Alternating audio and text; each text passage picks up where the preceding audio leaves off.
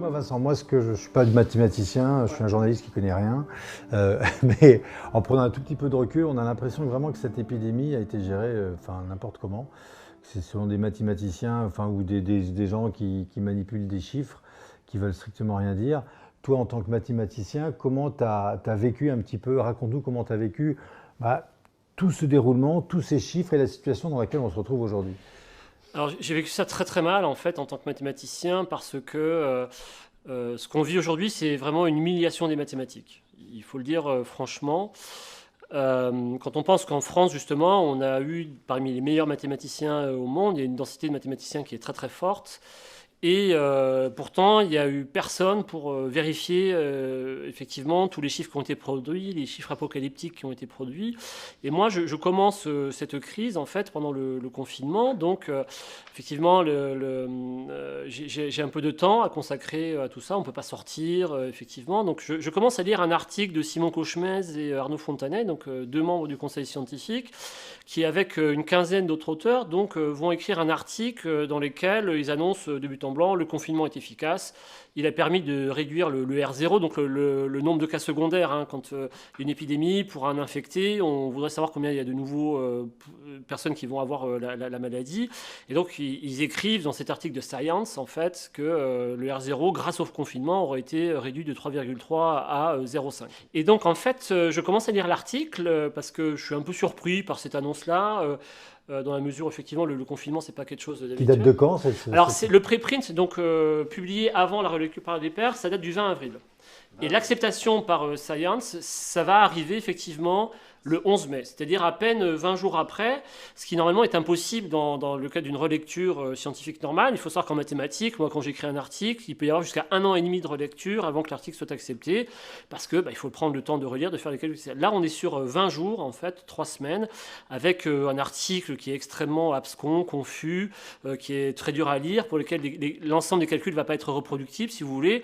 Et là il se passe quelque chose, il y a quelque chose qui m'échappe un peu. Donc moi je vois que l'article paraît parce il est directement en fait publié dans les journaux. C'est-à-dire qu'en fait, le 20 avril, dès que le préprint sort, sans relecture, sans aucune précaution, en fait, les médias mainstream, la presse écrite, la presse télévisée, en fait, va relayer certaines courbes en fait de cet article-là, qui vantent les mérites du confinement. Donc moi, je relis un peu l'article et en fait. Je commence à être un peu surpris parce qu'il y a des choses que je comprends pas. Donc je renvoie un premier mail à Cauchemez en lui disant écoutez, bon, d'abord merci pour votre article parce qu'en fait c'est bien quand même d'avoir des gens qui écrivent pour qu'on puisse comprendre un peu comment ça marche cette épidémie, en tout cas quels sont les modèles qu'il y a derrière et pourquoi on pourrait nous dire que le confinement est efficace. Simplement il y a des choses que je comprends pas. Donc si vous pouvez m'envoyer des précisions sur ce que vous avez écrit, etc. Bon, j'ai pas de réponse. Et donc je commence à étudier un peu l'article tout seul et là je tombe de ma chaise. Je tombe de ma chaise en fait. C'est des courbes truquées. Donc il y a une courbe imaginaire, il y a une courbe qui est truquée en fait. On voit en fait que dans cet article-là, les auteurs ne maîtrisent pas les probabilités, ils ne maîtrisent pas des choses aussi bêtes que les systèmes linéaires. En fait, tout est à l'avenant et il n'y a rien de reproductible vraiment. Et à la fin même, ils vont truquer une courbe parce qu'en fait, ils essayent de la modéliser mais qu'ils n'y arrivent pas. Et donc ils vont la tracer à la main plutôt que de la tracer avec des méthodes mathématiques. Donc en fait, je comprends à ce moment-là, si tu veux, que les épidémiologistes, en tant que modélisateurs, sont des gens qui sont en vérité dans la messe en latin. Donc on va utiliser les maths comme une messe en latin, c'est-à-dire quelque chose de complètement incompréhensible pour tout le monde, et y compris pour ceux qui la produisent. Et celle-là, elle ne sert juste en fait qu'à imposer en fait une certaine vision, une certaine narration de la crise en fait, en dehors des formes rationnelles de la pensée, de la compréhension. Et cet article, en fait, moi je considère que cet article de Cauchemez et de Fontanet, c'est un article de commande, c'est-à-dire qu'en fait effectivement il fallait imposer le confinement, l'efficacité du confinement, et donc il fallait produire quelque chose un petit peu d'autoritaire dans la pensée, scientifique entre guillemets, sauf que ça ne l'est pas. Et en fait, c'est pire que ça. Une des premières courbes en fait que veulent modéliser Cauchemez et Fontanet, c'est une courbe statistique sur les morts à l'hôpital et le nombre de jours d'hospitalisation avant la mort. Et en fait, ils avaient sous les yeux vraisemblablement l'hypoxémie heureuse. Ils ont refusé en fait effectivement de la mettre en évidence. C'est-à-dire que les gens arrivés à l'hôpital mouraient très tôt en arrivant à l'hôpital. C'est-à-dire que 20% des gens qui sont morts à l'hôpital sont morts le jour de leur arrivée. Et en fait, ça, on a fini par comprendre ou se douter que c'était parce que les messages de santé publique disaient aux gens de rester chez eux, surtout de ne jamais aller voir leur médecin traitant, d'appeler uniquement les urgences quand ils avaient des difficultés respiratoires importantes. Sauf que cette maladie, et ce qu'a montré très tôt effectivement le professeur Raoult ici à l'IHU, c'est que quand on commençait à avoir effectivement les premiers symptômes de respiration difficile, en fait, le taux d'oxygène était tellement bas que effectivement le diagnostic était très mauvais. Donc en fait, non seulement ils ont truqué leur courbe en tant que mathématiciens, en tant que modélisateurs, mais en plus ils ont refusé en tant que médecins, puisque en tant que personne responsable de la santé, de voir qu'ils avaient sous les yeux l'hypoxémie heureuse en fait. Et cet article, l'hypoxémie heureuse en fait, c'est le fait que dans cette maladie, donc qui était une nouvelle maladie effectivement qu'on connaissait mal, il y a une baisse du taux d'oxygène dans le sang. Et en fait, le problème c'est quand on a une baisse d'oxygène dans le sang, on commence à avoir évidemment des difficultés de respirer. Sauf que là, dans le cas de cette maladie-là, on a le taux d'oxygène qui baisse, mais sans symptômes. Et quand les symptômes commencent à apparaître, c'est que le taux d'oxygène est très très très très bas, et à ce moment-là, le diagnostic est extrêmement mauvais. Et c'est vraisemblablement pour ça que les gens mouraient très vite en arrivant à l'hôpital, c'est-à-dire qu'en fait, quand les premiers symptômes étaient là, au fond, c'était peut-être déjà trop tard.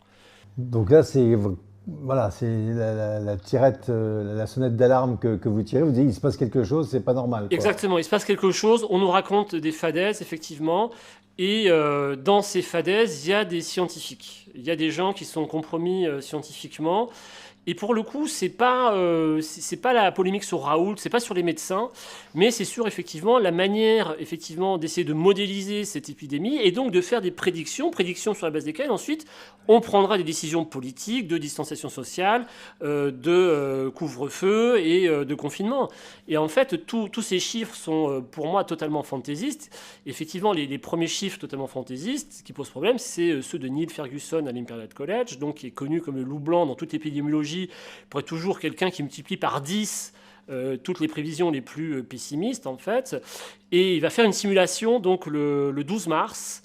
En fait, c'est le fameux rapport 9 en fait, qui est maintenant connu, qu'on peut consulter effectivement, où il fait des prédictions en fait, sur cette épidémie, sur le nombre de morts attendus, en l'absence de mesures effectivement sociales qui sont chez Ferguson et chez Kochmes, qui est un relais de Ferguson au conseil scientifique, en fait, qui sont toujours des mesures de confinement. En fait, ce qu'il faut bien comprendre sur l'algorithme de Neil Ferguson, c'est que c'est pas vraiment un modèle à proprement parler, c'est une espèce de réalité virtuelle où en fait il va faire comme dans un jeu vidéo, il va essayer de vraiment simuler les rencontres entre les personnes. C'est-à-dire qu'il va les faire se déplacer, se rencontrer au café, se rencontrer dans une salle de spectacle, se rencontrer au travail, se croiser dans le métro, etc. Et où ensuite, chaque fois que deux personnes vont se rencontrer, il va essayer de simuler au hasard, en fait, la possibilité de la transmission d'un virus, avec un nombre de paramètres incalculables dans son code, puisqu'il y a plus de 900 paramètres dans son code. Alors, il faut savoir qu'il y a un scientifique très célèbre qui a dit qu'avec 6 paramètres, on pouvait tracer un éléphant. D'accord ? Donc avec 900 paramètres, vous pouvez faire dire tout et n'importe quoi, n'importe quelle forme de simulation. Donc elle est totalement arbitraire, d'autant plus que les paramètres qui ont été en fait dans ce code sont des paramètres qui ont été repris de la grippe effectivement et des virus précédents, donc qui n'ont rien à voir en gros avec ceux qu'on peut connaître. Et donc en fait, il va faire une simulation et dans ce genre, si vous voulez, de modèle, entre guillemets, pour essayer d'avoir une idée de ce qui va se passer, il faut faire plusieurs simulations parce qu'au fond, à chaque fois, vous tirez au hasard. Et donc, si vous tirez à chaque fois au hasard, pour savoir en moyenne ce que ça va faire à peu près, si vous voulez, il faut faire à peu près 1000 simulations pour savoir, essayer d'avoir une estimation honnête, à condition que vos paramètres soient justes, ce qui n'est absolument pas le cas ici. Et donc, Neil Ferguson fera une seule simulation. Donc, si vous voulez, ce qui va se passer, c'est que, pour reprendre une métaphore plus compréhensible, Neil Ferguson, il simule un jeu de roulette. Il simule un jeu de roulette et il fait un tirage. Il voit que c'est le 12 qui tombe. Et là, il va voir Macron, il lui dit, tu prends tout l'argent des retraites, tu mises sur le 12 parce que c'est le 12 qui va tomber. Bon. Et donc, en fait, c'est exactement ça. Il ne faut pas du tout se méprendre. Donc, les simulations de Ferguson, qui sont grand 1 confidentielles, grand 2 qui sont relayées par Kochmes, en fait, parce que Ferguson est anglais. Donc, en fait, on a besoin d'un relais, si vous voulez, dans le conseil scientifique. Donc, Kochmes, qui est un ancien étudiant de Ferguson, va relayer, effectivement, au conseil scientifique. Il dit, ouais, les simulations, elles sont vachement crédibles. Il sait déjà à ce moment-là qu'il y a eu une seule simulation qui a été faite au hasard. Et donc, il va annoncer 500 000 morts. Donc ça, c'est vraiment quelque chose de tout à fait étonnant. Et en fait, on ne peut pas, en tant que mathématicien, on ne peut pas laisser faire. C'est pas possible. Vous ne pouvez pas laisser faire ça. C'est-à-dire qu'on est en train de truander la science. On est en train de faire en sorte que la science, ce soit quelque chose, non pas qui vous explique. Les mathématiques, c'est normalement un langage extrêmement précis qui permet d'expliquer le monde physique. Mais on ne peut pas faire ça, en fait, avec ce que font les épidémiologistes. C'est pas vrai, ils se trompent tout le temps. Il n'y a pas d'équation pour modéliser la diffusion d'une épidémie. C'est pas vrai, ça n'existe pas. En physique, il y a l'équation de Schrödinger, l'équation de la relativité générale, celle de Newton, ce que vous voulez, ça marche, mais pas en épidémiologie, c'est pas vrai. Donc du coup, en fait, c'est juste pour masquer des prétentions, et ces prétentions, en fait, c'est celle d'accéder au pouvoir biopolitique, c'est-à-dire qu'on est en biocratie. C'est-à-dire qu'en fait, tous les gens du conseil scientifique, Caugemès, Fontanet en particulier, en France en tout cas, c'est des gens qui veulent le pouvoir politique. Et ils vont se servir de la science, non pas pour expliquer, mais pour pouvoir dire que ce sont les seuls à comprendre. Ce sont des nouveaux oracles, si vous voulez, c'est ça. Et donc, eux, leur gêne, si on peut dire ça comme ça, c'est d'être au cœur du pouvoir politique, et donc de dévoyer la science pour imposer leurs paroles. Et leur parole, la seule chose en laquelle ils croient, eux, c'est la distanciation sociale, c'est effectivement le confinement. Comment expliquer que Neil Ferguson, qui a quand même quelques casseroles, puisqu'on se rappelle très bien lors de la crise du H1N1, il avait dit la même chose, qu'il n'ait pas été tout de suite arrêté. Alors ça, c'est une vraie question. Pourquoi est-ce que quelqu'un d'aussi incompétent que Neil Ferguson, en fait, continue d'avoir des entrées, en particulier chez les responsables politiques, auprès manifestement de l'industrie pharmaceutique. Ça, c'est quelque chose qui demande de faire une sociologie, une histoire de la science. Mon sentiment, c'est que les épidémiologistes, en fait, tant qu'il n'y avait pas effectivement cette crise, qui est une crise de la gestion en fait, sanitaire, c'est pas vraiment une crise sanitaire pour moi. Oui, il y a un virus, c'est vrai, il y a des morts, mais c'est quelque chose qui est plus ou moins dans l'ordre des choses, en fait. Et statistiquement, c'est pas beaucoup plus significatif que effectivement les années précédentes. Mais comment est-ce que effectivement cet homme-là peut rester dans ces positions-là et avoir cet accès-là? Moi, je ne sais pas. Alors, mon sentiment, c'est quand même que l'épidémiologie, en fait, les scientifiques sérieux s'en moquent. Ce n'est pas une science sérieuse, l'épidémiologie. C'est pas vrai, parce que vous êtes aux limites de la science. C'est-à-dire que vous n'avez pas d'expérimentation possible. Vous ne pouvez pas reproduire des expériences dans les mêmes conditions. Les virus, ils changent sans arrêt. Vous ne savez pas exactement ce qui se passe. Vous avez un formalisme déterministe qui ne marche pas. Il n'y a pas vraiment d'équation à écrire. On peut imaginer des choses, mais en fait, c'est pas du tout... la transmission d'un virus, c'est pas comme la rencontre entre deux atomes. Ce qui fait par exemple que la physique est modélisable par des équations mathématiques, c'est qu'il y a un déterminisme très fort derrière, qui fait qu'on peut écrire des équations reproductibles et qui font qu'effectivement on va avoir un langage pour expliquer le monde physique. Mais l'épidémiologie, c'est pas ça en fait.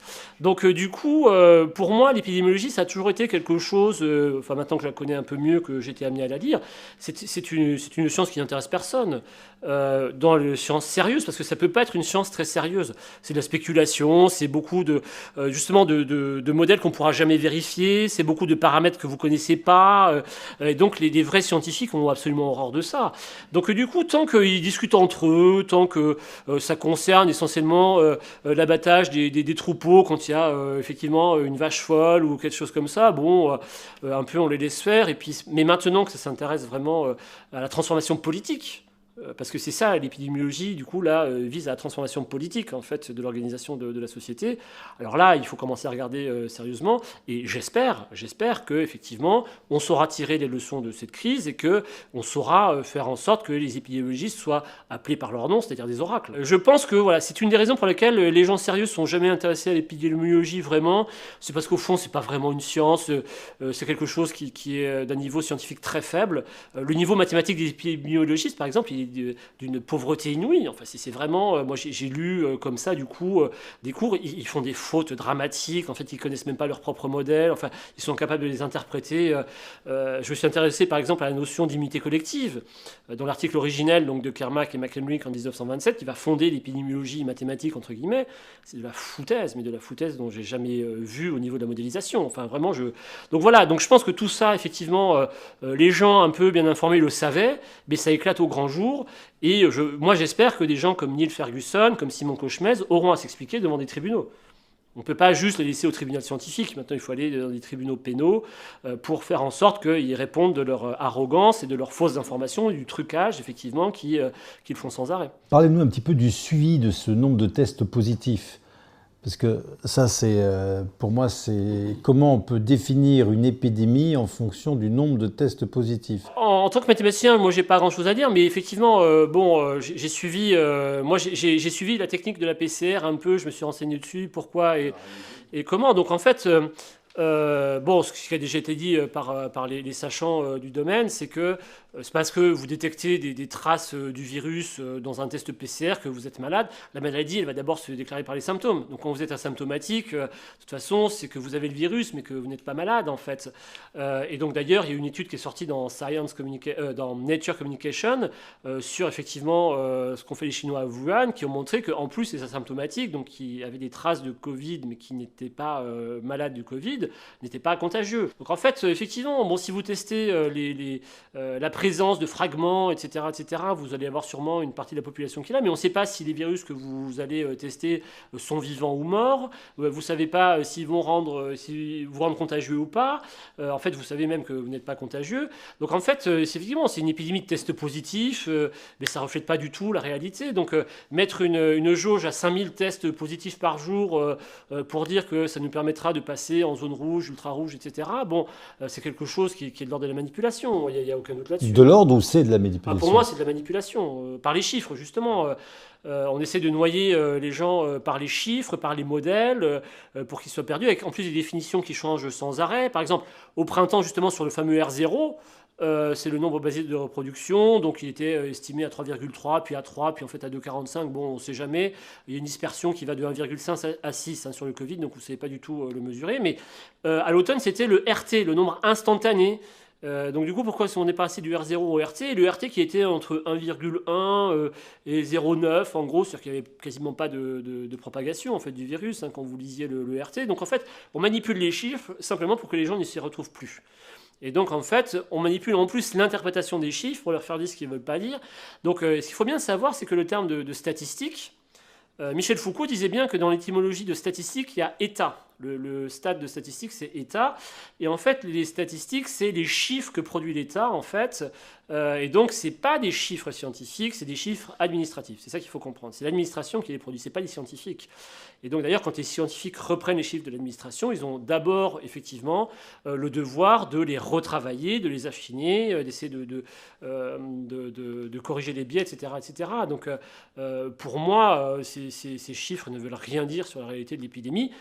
Et c'est de toute façon comme ça que moi je vois, avec ce premier papier de Cauchemez et Fontanet, le fait qu'on manipule les chiffres pour donner une vision de l'épidémie qui n'est pas ce qu'elle est en réalité. Le chiffre de 400 000 morts annoncé par le président, ça vous fait sourire?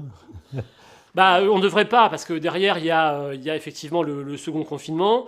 Et puis là, on nous en prépare manifestement, gentiment, peut-être un troisième, je pense. J'ai jamais vu. Donc c'est une publication de Nature Medicine par Cauchemez et Fontanet, encore eux. Bon.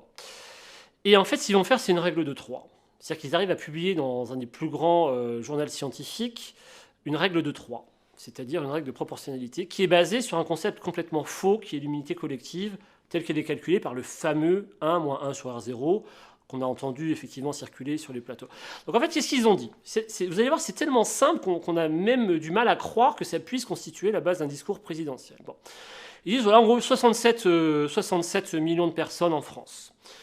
On calcule le seuil d'immunité collective. Alors ce qui est dans la croyance, je parle bien de croyance, des épidémiologistes, le seuil d'immunité au-delà duquel les gens qui n'auraient pas encore été touchés par l'infection ne le seront plus, parce qu'on suppose que spatialement, les gens immunisés vont se regrouper autour des gens sains pour faire en sorte que les infectés ne les atteignent pas. Donc c'est ça un peu l'image, c'est complètement délirant par rapport au modèle qui permet de calculer le 1 moins 1 sur R0 et donc le seuil d'immunité collective. Donc il faut dire, voilà, donc le seuil d'immunité collective, il dépend du R0. Déjà le R0, vous ne le connaissez pas, mais on va dire qu'il est à 2,5, ce qui fait un seuil d'immunité collective entre 60 et 80% de la population. Le R0, vous pouvez nous le redire? Nombre basique de reproduction, c'est le nombre de cas secondaires que va faire quelqu'un qui est infecté et infectant. Donc vous êtes infecté, vous devenez infectant, et on va supposer que vous allez infecter 2,5 nouvelles personnes. Dit autrement, 10 personnes vont en produire 25. Et le seuil d'immunité collective est censément calculable par cette formule 1 moins 1 sur R0, et on dit, si jamais il y a 1 moins 1 sur R0 de la population qui a effectivement qui est immunisée contre le Covid, donc il a eu, après les autres ne l'auront plus. Donc c'est une croyance délirante, mais c'est pas grave. Bon. Vous prenez un R0 à 2,5, 1 moins 1 sur R0, ça fait 0,6. Et donc, du coup, si 60% de la population est immunisée, après, on devrait être tranquille avec l'épidémie de Covid. C'est ce qui est cru. Ce ne sera pas vrai, mais peu importe. Bon. 60% de toute façon, 67 millions, ça fait de l'ordre de 40 millions, un peu plus, 40 millions de personnes. Vous appliquez un taux de létalité, 1%. Et 40 millions de personnes fois 1%, bah, ça fait exactement 400 000. Et donc c'est ça, c'est sur la base de ce calcul-là, il publie ça dans Nature.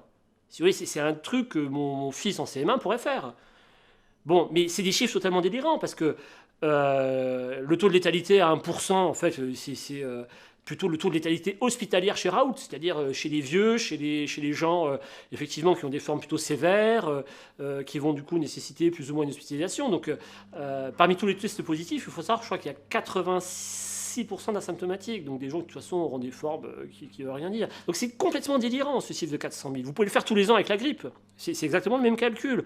Puisque les taux de létalité de la grippe, c'est effectivement entre 2 pour 1000 et 5 pour 1000. Vous pouvez faire ça tous les ans en disant il y a 200 000 morts tous les ans à cause de la grippe. Vous pouvez le faire.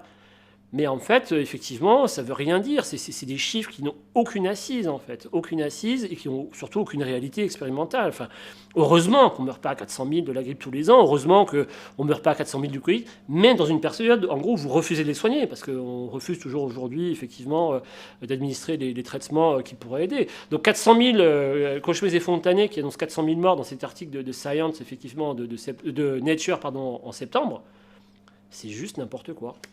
C'est juste n'importe quoi. Et comment le mathématicien que vous êtes réagit quand vous entendez des choses pareilles? Qu'est-ce qu'il a envie de faire? Ah, il a envie de hurler. Il a envie de hurler. Enfin, c'est quelque chose de très violent en vérité. Parce que d'abord, moi je suis construit sur la rigueur mathématique. C'est très important. On ne triche pas avec les mathématiques. On ne triche pas avec les modèles. On ne triche pas avec l'interprétation des modèles. Bon, la science, c'est faire le lien entre les choses de la logique et la logique des choses. Les choses de la logique, c'est les mathématiques. La logique des choses, c'est l'expérience. Il faut toujours mettre le lien entre les deux. Si vous ne le mettez pas, en fait, vous êtes un imposteur. Bon. Et donc là, c'est des imposteurs, parce que Neil Ferguson, justement, et Cauchemés, c'est l'école Ferguson, en fait. Depuis la crise de la vache folle, c'est où on a commencé à parler de lui. Donc il avait, pareil, prévu des millions de morts, on a abattu des millions de bêtes, enfin, etc. etc. C'était faux, c'était complètement faux. Donc il n'y a jamais ce lien avec le réel, c'est ce que dénonce Raoult très bien, effectivement, en disant les épidémiologistes se trompent toujours, ils annoncent toujours des chiffres fantasques, mais c'est effectivement totalement vrai. Donc le mathématicien, lui, qui est très attaché donc à la spécificité du langage mathématique, mais également, comme moi, il fait aussi de la modélisation à ce lien entre les deux. Il est désespéré, en fait. Désespéré parce que vous vous rendez compte qu'il y a des faux scientifiques, Cauchemés et Fontanet, donc j'ai pas peur d'affirmer que ce sont des faux scientifiques, en fait, qui vont être reçus dans les ors de l'Élysée, au conseil scientifique. On imagine que c'est très feutré. Les gens discutent de responsabilité entre eux. Et puis, donc, la conséquence, c'est qu'à Marseille, vous avez la petite brasserie, là, vous la verrez là, à côté de la gare, qui s'appelle la brasserie Cosmopolite, qui est le beau nom, en fait, pour Marseille. Elle a mis des contreplaqués pour essayer de protéger maintenant effectivement eh bien, les vitres de son établissement parce que c'est fermé. C'est les gens qui vont crever de faim à cause du confinement, à cause effectivement des couvre-feux à 18h, etc. Parce que des gens qui se prétendent mathématiciens, Simon Cauchemés prétend faire du mathematical modeling, de la modélisation mathématique, c'est pas faire un calcul, comprend pas ce que c'est qu'une probabilité. Il fait une règle de 3 sur un coin de table à la fin du restaurant, effectivement, il dit 400 000 morts, là il faut tout fermer parce qu'en plus c'est la seule manière de traiter. Donc si vous voulez, c'est un niveau de violence quand vous êtes respectueux de la loi des chiffres, de la loi physique, etc. C'est quelque chose d'une violence inouïe. Et donc quand vous construisez toute votre carrière sur la rigueur, la peur de se tromper, quand vous êtes mathématicien, il n'y a rien de pire qu'une fausse démonstration, quand vous êtes trompé, et des fois c'est très long, c'est d'une violence inouïe. Et en fait, vous ne pouvez que hurler et dire non mais on ne peut pas laisser faire ça. C'est un crime contre la science, c'est un crime contre les mathématiques. Et moi, je suis quelqu'un qui essaie de m'inspirer d'un grand mathématicien, justement, qui est Laurent Schwartz, qui est d'une grande rigueur, effectivement, scientifique, morale, mais qui a toujours dit, n'hésitez pas à vous engager si vous pensez que vous êtes dans le vrai. Laurent Schwartz va citer son père. Son père avait dit à Laurent Schwartz, bon, il se peut qu'à un moment donné, tu as un avis différent des autres. Il se peut que si tout le monde est contre toi, il se peut que les gens aient raison. Mais si, après avoir bien réfléchi à la question, tu penses que tu es toujours dans ta raison, alors tu le hurles et tu le hurles très fort. Et en fait, c'est ça que j'ai envie de faire. Je sais très bien qu'ils ont menti dans leur article du printemps sur l'efficacité du confinement, et j'ai juste envie de le hurler en disant, mais vous n'avez pas le droit de faire ce que vous faites, vous êtes en train de laisser crever des gens, et toutes ces mesures que vous préconisez sur la base de faux calculs, de fausses interprétations, elles mettent des gens dans une détresse inouïe, et c'est à une échelle, pour le coup, en France nationale, et vous en êtes responsable, est-ce que vous mesurez ce que vous êtes en train de faire? Et c'est un vide abyssal pour moi. Et c'est tout, effectivement, ce pourquoi je vis. Je suis payé par l'État pour être quelque part le gardien du savoir mathématique et scientifique. Et là, il y a des gens qui mentent. Il n'y a pas des recours juridiques? Je pense qu'il y a oui, je pense qu'il va y avoir des recours juridiques. Moi, personnellement, d'abord, j'ai monté un collectif de mathématiciens, de statisticiens, d'informaticiens, pour aller vers justement une interrogation critique en fait de l'information numérique, mathématique, informatique, statistique qui est produite sur l'épidémie de Covid, et pour essayer de vérifier ça de manière reproductible. Parce qu'en fait, on sait que dans les sciences expérimentales, les choses doivent être reproductibles, mais on a oublié que dans le domaine du numérique, qui de plus en plus est important dans la publication scientifique, il fallait aussi une reproductibilité. Donc là, on est en train effectivement d'essayer de monter effectivement cette association, d'ailleurs, pour avoir justement une personnalité juridique, puisque les associations... Et pour pouvoir commencer à demander aux gens qui produisent des articles chiffrés, en disant, mais on veut maintenant pouvoir vérifier collectivement, de manière reproductive, tout ce que vous dites, pour voir où sont vraiment les hypothèses, où sont vraiment les calculs que vous avez faits, est-ce que vous n'avez pas truqué la présentation de la courbe, etc. etc. Et donc, effectivement, moi, je pense que de toute façon, il faudra le faire juridiquement. C'est-à-dire que quand vous avez le droit de vous tromper en science, et heureusement, parce que sinon, il n'y a pas de science possible, donc ce n'est pas le souci, mais vous ne pouvez pas être de mauvaise foi. Et quand vous êtes en plus de mauvaise foi, et que vous êtes en plus au conseil scientifique, et en plus vous faites ça pour priver les gens de liberté, là, ça va aller vraisemblablement vers du juridique. Et moi, je souhaite qu'il y ait un juridique. Ça va vers du pénal même. Parce que... pour moi, ça va vers du pénal, très clairement. Enfin, et d'ailleurs, je pense que les vrais scientifiques, ceux qui sont attachés à la notion de vérité, reproductibilité, fiabilité, etc., ne peuvent pas faire autre chose quand ils voient effectivement des articles aussi suspects que ceux qui annoncent 400 000 morts d'une manière ou d'une autre pour le Covid, ce qu'on n'a jamais vu pour un virus respiratoire, en fait, à part la grippe espagnole, mais il y a des controverses là-dessus, finalement, pour se dire qu'il mourrait plus d'infections bactériennes que de virus, enfin bon, etc. Donc en fait, effectivement, pour moi, les scientifiques vraiment attachés à la notion de vérité devraient être outrés et devraient aller chercher en dehors même de la controverse scientifique qui doit exister en dehors des tribunaux. Mais quand vous détournez la science de ses buts pour influer sur le politique, là, vous n'êtes plus dans la science. Et donc là, c'est extrêmement dangereux. Et c'est ça le problème de Cojmès et Fontanet. Ils sont au conseil scientifique, c'est-à-dire politique, en fait. Et en même temps, ils prétendent publier des articles relativement neutres dans des revues qui sont juste la recherche de la vérité. Quel est le statut d'un enseignant-chercheur? Alors, c'est une très bonne question. En fait, aujourd'hui, il est régi donc, par... un texte, en gros, constitutionnel de 1984, donc une décision, je crois, du 20 janvier 1984, qui va produire, donc, dans dans le Code de l'éducation, pardon, l'article L952.2 qui dit « Les enseignants, les chercheurs, les enseignants-chercheurs sont indépendants dans l'exercice, en fait, de leurs enseignements et de leurs recherches, indépendants, donc, de toute forme de pouvoir politique, religieux, etc. Et la seule limite qu'il y a à la conduite, à la pratique, à la parole des enseignants-chercheurs, c'est l'objectivité et la tolérance. Alors, l'objectivité, qu'est-ce que c'est? C'est un peu dur à définir, mais disons que l'objectivité, ça avait été introduite dans 84 pour éviter, en gros, la parole des négationnistes. C'est-à-dire qu'en fait, on avait mis cette limite-là en disant vous pouvez tout dire, mais quand même, la négation des chambres à gaz, c'est quand même un sujet. Donc on avait mis un peu cette restriction d'objectivité, qui se conçoit effectivement... d'une certaine manière. L'autre, c'est la tolérance. La tolérance, c'est très simple. Vous ne pouvez pas obliger les gens à penser comme vous. Et donc, en fait, quand vous êtes dans la production, effectivement, de la science, et non seulement on vous autorise à être indépendant, mais on vous demande d'être indépendant. C'est-à-dire, on vous demande d'être indépendant et critique. Et l'article de 1984, donc la décision du Conseil constitutionnel de 1984, elle dit non seulement la fonction autorise l'indépendance, la critique, etc., sous couvert de tolérance et d'objectivité, mais la fonction vous demande d'être critique vis-à-vis en particulier et de l'État. C'est-à-dire que en 84, il faut bien savoir, c'est quand la gauche est arrivée au pouvoir en 81, on les a accusés d'être communistes et on a cru que la France pourrait basculer dans la dictature type soviétique. Et donc on a dû donner des gages quand même, la gauche, Mitterrand a dû donner des gages que ce ne serait pas le cas. Et en fait, on avait quand même comme modèle de dictature la dictature soviétique, les blocs de l'Est, où effectivement une partie de la science, de l'université, était confisquée par le pouvoir. Et si vous disiez qu'on pouvait vivre dans un monde qui n'était pas une économie planifiée type soviétique, vous alliez directement au goulag. Donc en fait, on sait que quand on commence à effectivement à restreindre l'indépendance et la critique des enseignants-chercheurs sur les manières de faire de la politique, en fait, on commence à être en dictature. Et donc ce texte, il est là pour dire, oui, on sait qu'il y avait ces modèles de dictature où la science était confisquée par le pouvoir politique, et c'est à cause de ça qu'effectivement on vivait dans des conditions liberticides. Et donc le Conseil constitutionnel a très vite dit, mais il faut absolument qu'on rende effectivement les enseignants-chercheurs libres de pouvoir critiquer. Alors, il ne faut pas critiquer n'importe comment, mais effectivement, il faut pouvoir critiquer de manière raisonnable. Et quand vous relisez effectivement les articles de l'épidémiologie, la critique raisonnable n'est pas très compliquée en vérité. Il faut juste avoir le courage de la faire et se dire que c'est le rôle des enseignants-chercheurs de le faire et que s'ils ne le faisaient pas, ils trahiraient leur mission. Voilà, c'est mon sentiment. Alors vos critiques, essentiellement, s'il y en avait 3-4 à résumer, ça serait les critiques les plus virulentes par rapport à la gestion de cette crise et par rapport à ce que vous avez pu constater, ça serait quoi? Ah bah c'est ça, il n'y a pas de prédiction à faire en épidémiologie.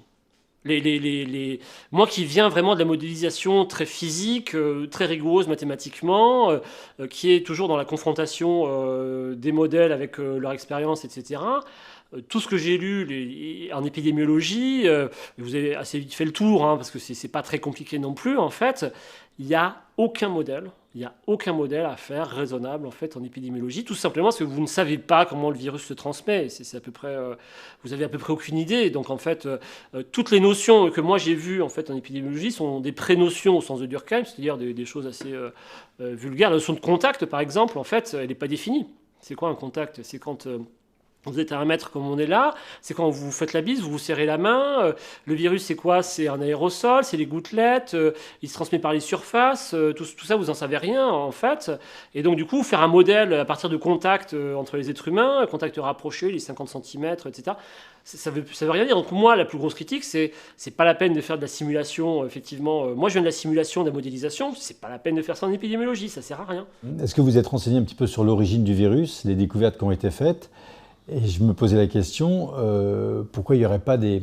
Enfin, on parle des probabilités pour que ce virus ne soit pas naturel, c'est-à-dire que les mutations, qu'il n'y ait pas de mutation spontanée, et parce qu'on attribue vraiment un gain de fonction au fameux SARS-CoV-2. Alors moi en tant que mathématicien, pour le coup là c'est pas mon domaine effectivement de connaissances scientifiques, donc en tant que mathématicien j'aurais pas grand chose à dire.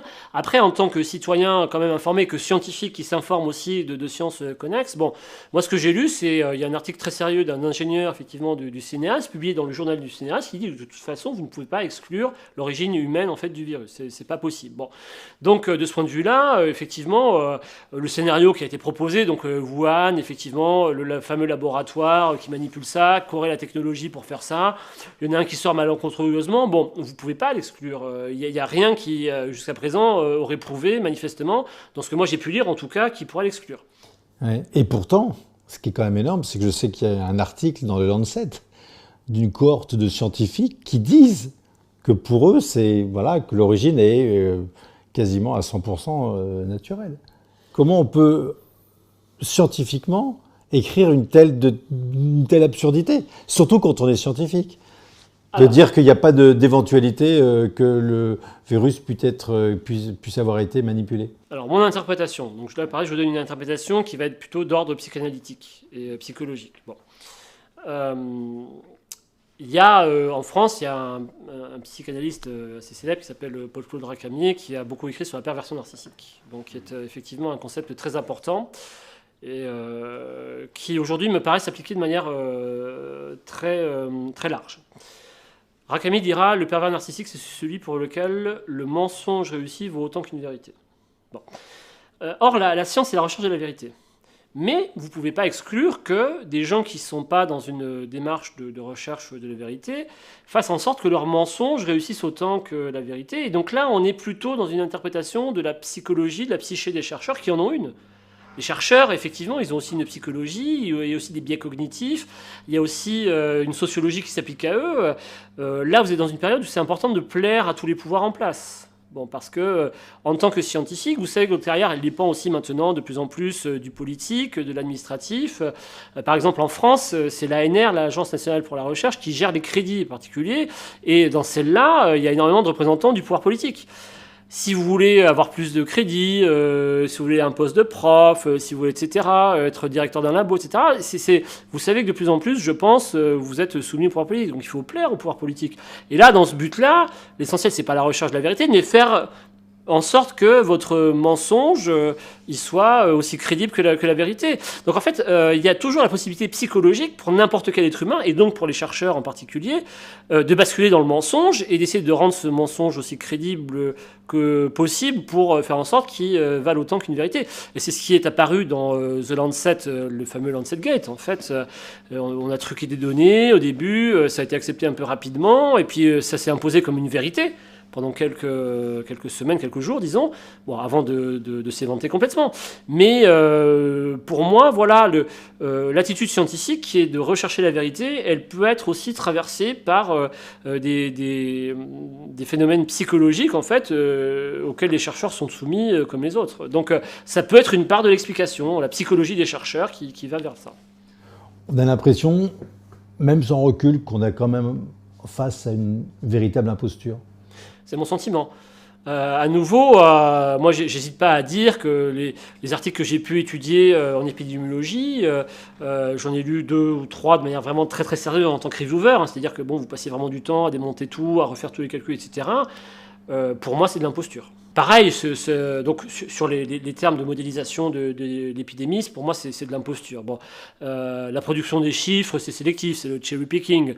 Le débat, enfin, sur l'hydroxychloroquine, c'est plus qu'une imposture. Enfin, là, c'est carrément un crime, en fait, pour moi, de refuser de proposer aux patients des traitements qui, pour moi, on fait leurs preuves sur la base des chiffres de Raoult, mais il n'est pas le seul qui dit en gros que ça divise par deux la mortalité. Voilà.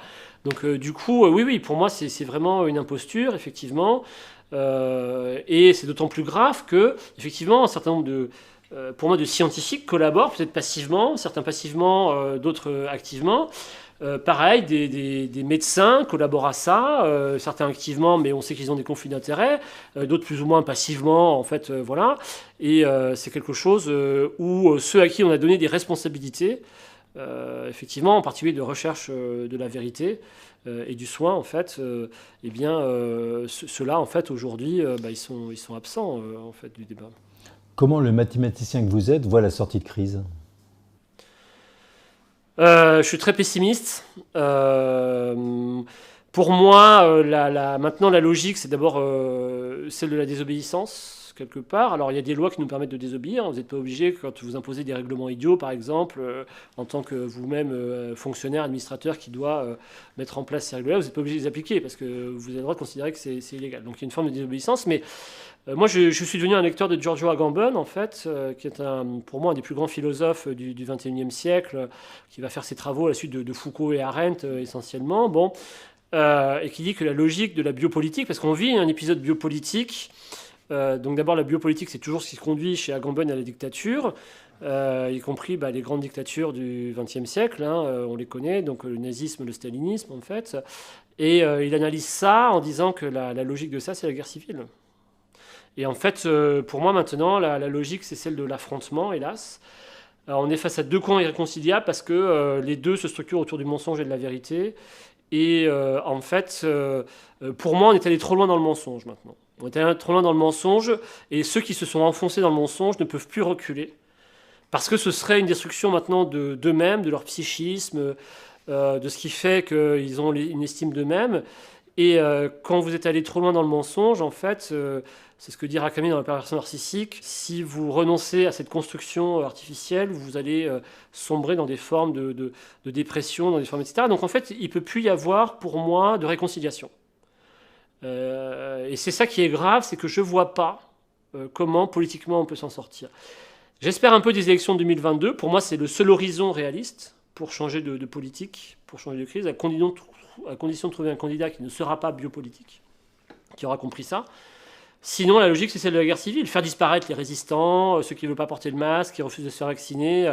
C'est déjà ce qu'on a un petit peu fait avec le fameux projet de loi du 21 décembre 2020, Castex, qui disait que on pouvait, si besoin, pour les gens qui refusaient effectivement, en gros, les vaccins, eh bien, les empêcher de sortir, de circuler. Donc, c'est un peu l'étoile jaune hein, qu'on recrée, si vous voulez. Et donc, c'est une logique effectivement d'ostracisation, de racisme et en fait d'élimination. Donc, Agamben décrit très bien ce qu'on appelle la figure de l'homo sacer, en fait, dans les sociétés biopolitiques. Qui vont devenir dictatoriales, donc en particulier où les libertés individuelles vont être supprimées, où effectivement la Constitution va être mise entre parenthèses, parce que c'est ce qui se passe d'ailleurs, grosso modo. On crée une figure qui s'appelle l'homo sacer, c'est-à-dire une personne en fait qui est hors du droit, mais qui est quand même contrainte par les nouvelles manières de fonctionner. Et c'est une personne en fait qu'on peut sacrifier sans commettre d'homicide. Et cette figure-là devient autorisée. On a bien vu ce qui s'est passé par exemple sur Péronne, sur Raoult. On peut quasiment les menacer de mort. On peut menacer Raoult de mort, en fait, c'est ce qui lui est arrivé, je crois bien, en fait, parce qu'il est un promoteur de la chloroquine. Or, effectivement, donc on va créer deux catégories de personnes, ceux qui sont dans ce qu'on va appeler le noyau pervers, pour moi, c'est-à-dire tous ceux qui vont rejoindre le gouvernement dans la narration d'une crise, dans effectivement la prise de certaines positions, etc. Ça va être radical et il n'y a pas moyen de réconcilier. Et donc je ne vois pas comment... effectivement, sauf effectivement à ce qu'un homme politique prenne légalement le pouvoir par les élections et puis sorte de ça.